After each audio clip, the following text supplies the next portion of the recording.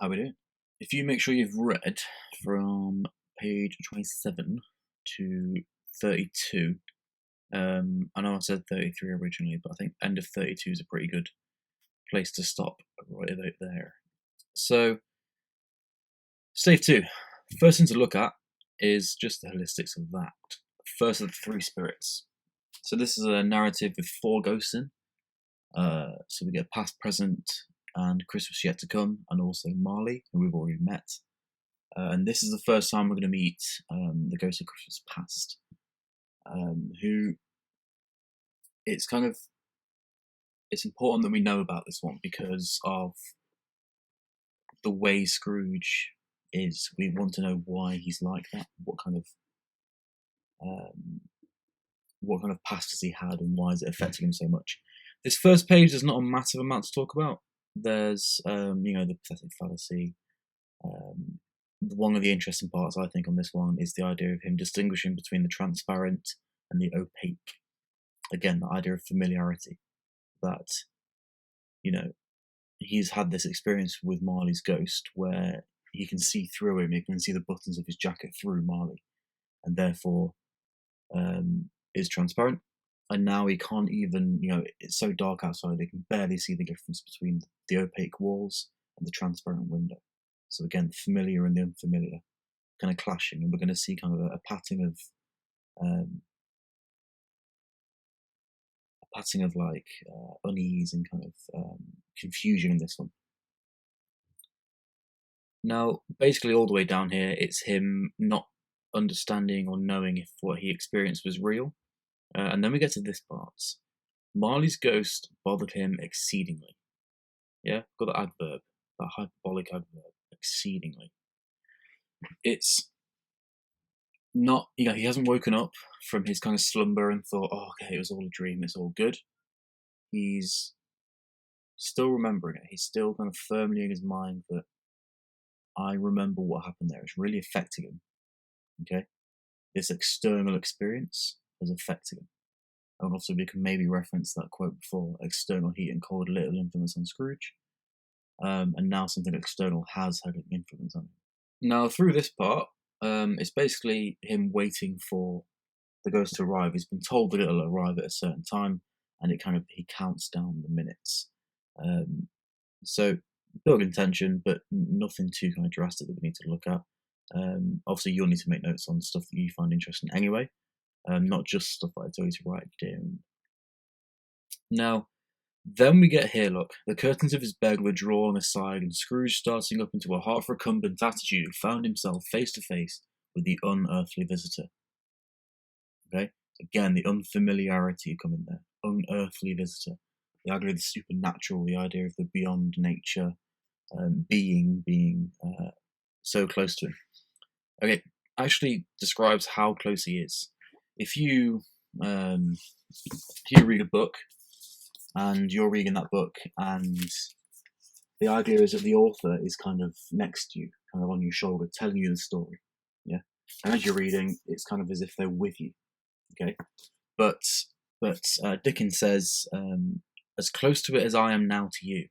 So we get a reference back to that meta kind of narrative that we saw in the first stave again. Again, we're seeing that pattern of meta all the way through. Now, when he first sees the ghost, he describes it as a strange figure, like a child, and yet not so like a child. If you remember from Romeo and Juliet, in the first scene, we see Romeo's kind of confusion, and we see that kind of linguistically symbolized through all the oxymoronic and juxtapositional abstract ideas. Okay?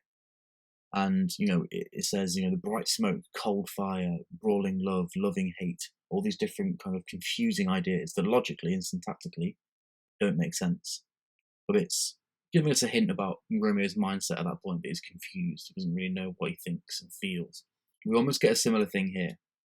It was like a child, yet not so like a child. It was like an old man. And also its hair. It's hanging about its face, and it was white as if with age, and yet the face had not a wrinkle in it. So there's all these juxtapositional ideas, and again, this unfamiliar thing. If you looked at someone and you thought they looked old and young, it would be confusing. It seems not almost earthly, which is obviously what the the kind of point is here. As we move down, we also see that it's got like a clear jet of light, like a bright clear jet of light, which is beaming from its head, the crown of its head.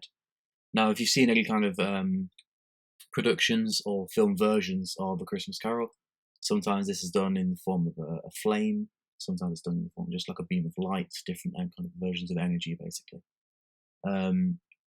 Now, obviously, there's a few kind of metaphors we could talk about there. Maybe the idea that actually, the past has a lot more to say than we think, and the past matters, and the past can actually shine a light on the future. There's those kind of ideas as well. And it's holding a great extinguisher under its arm. So think about a candle.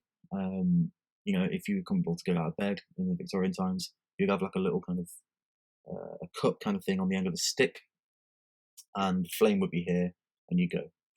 Now, he then says it's not its even the beam of light was not its strangest quality. It talks about the fluctuating amount of limbs. So here, one arm, now with one leg, now with 20 legs, now a pair of legs without a head, now a head without a body. So this kind of being, this figure, is constantly changing and adapting and kind of evolving almost in front of Scrooge's eyes. And again, this kind of unfamiliarity, this new being that he's seeing, and kind of experiencing that firsthand, and how strange that would be. Now, when Scrooge starts speaking to it, we also see this similar to Marley's ghost, that he demands, "Who and what are you?" Yeah, he's dubious. He's unsure of what's going on, and we are seeing again a pattern of mistrust that he has for it.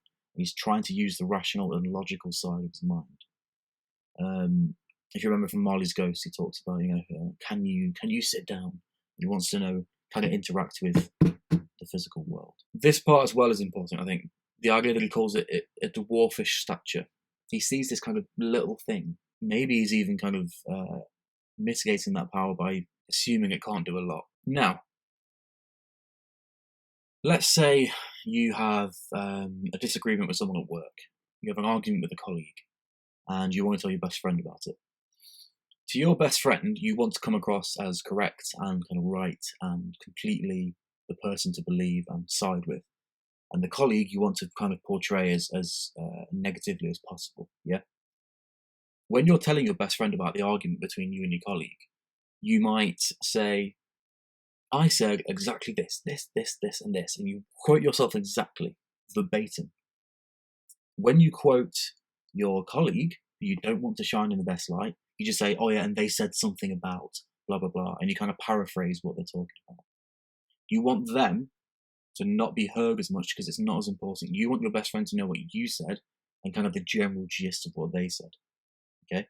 We see that here. Dickens does that here, look. So in terms of the actual syntax and the kind of choice of grammar and the choice of how he kind of shows the narrative and the dialogue, there's a pattern. Every time Scrooge has a conversation with one of the ghosts, and what the ghost is saying is really important, you'll see that Scrooge is actually not as important anymore. He's not in direct quotes, whereas the ghost is. "Would you so soon put out with worldly hands the light I give? Is it not enough you're one of those who..." Scrooge reverently disclaimed all intention to offend or any knowledge of having. It's a paraphrase. It's not as important. We need to know what the ghost is saying. It doesn't really matter what Scrooge is saying because he needs to change.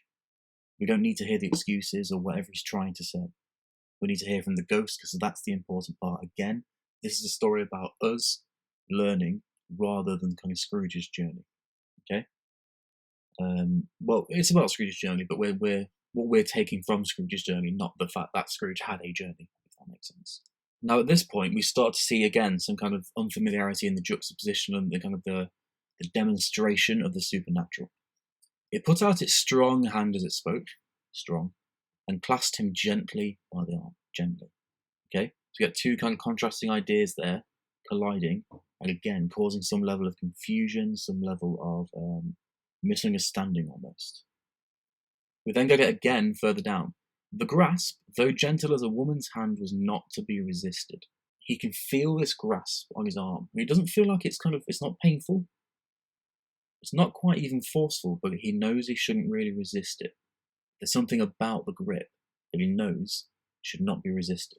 Now, you could talk about it metaphorically, that he knows he's on a journey now of kind of redemption and of change, but also maybe there's something physically about that grip that's so supernatural that it just doesn't feel like you should resist this. There's kind of a feeling that Scrooge has. I shouldn't try and resist this. I shouldn't try and argue with this. I need to just follow. Even when the ghost starts making towards the window, so it starts moving towards the window, he says, "I am mortal." He doesn't kind of try and let go or resist, but he just clasps his robe. So he doesn't kind of try and get rid of the ghost, but he just trying to hold on to something that's familiar to him, this robe. You know, the idea of comfort and of home. Now, in these parts, they go through the path. They pass through the wall, and now they're on an open country road. So again, supernatural being seen. And Scrooge instantly says, "Good heavens," says Scrooge, clasping his hands together as he looked about him. "I was bred in this place. I was a boy here." We're seeing emotion from Scrooge. We're seeing something we're not really used to seeing from him. And he's clasping his hands together. Yeah? So the idea of that togetherness, it's not really something we've seen from Scrooge before. And also this kind of more elative joy that we're seeing as well.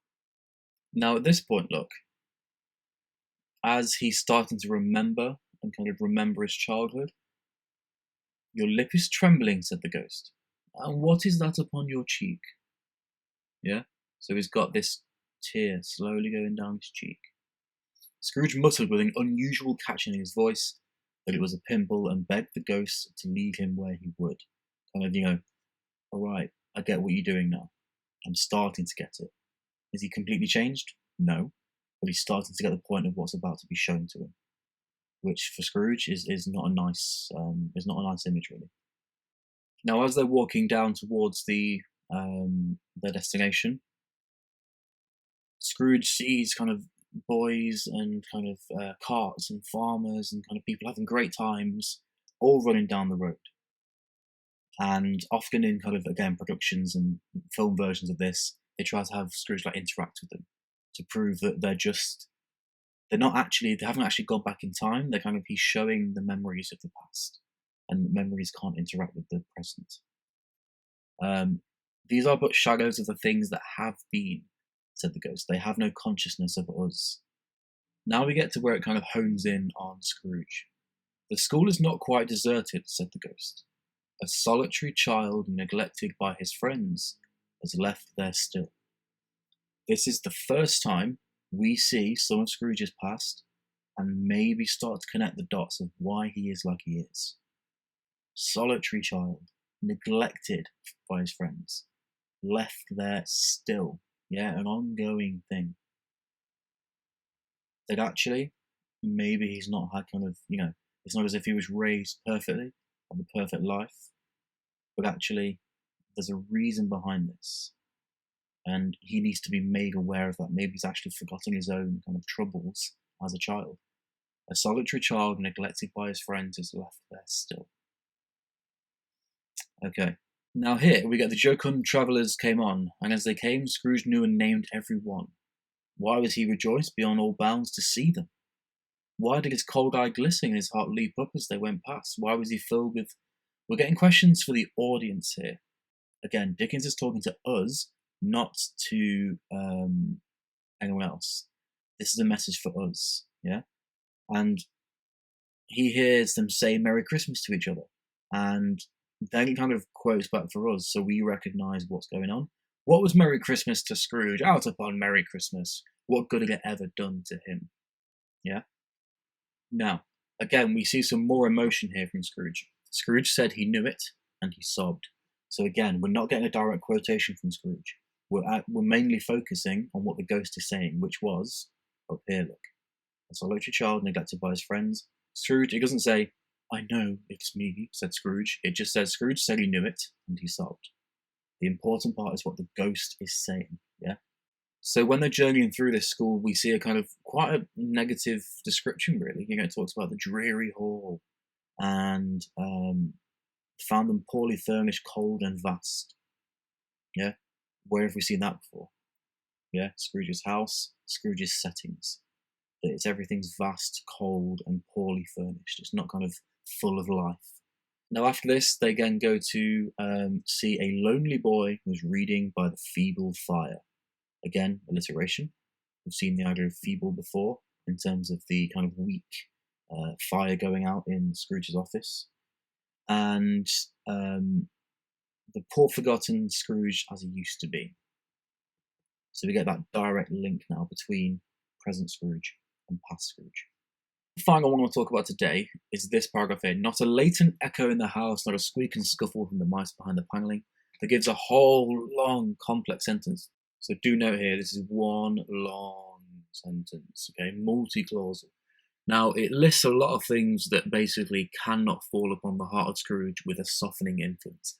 Everything around him, all this sensory stuff, everything he sees, smells, hears, tastes, touch, all of it has such an impact on him, and nothing could give a freer passage to his tears. So nothing could make him experience more of the tears and the sadness than experiencing the entire memory again. There's nothing that makes him sadder, yeah? Nothing can make a freer passage to his tears. Alright guys, I think that's about it for us today. I'm going to carry on from basically around there next time. If you've got any questions, do let me know. And in the meantime, bye!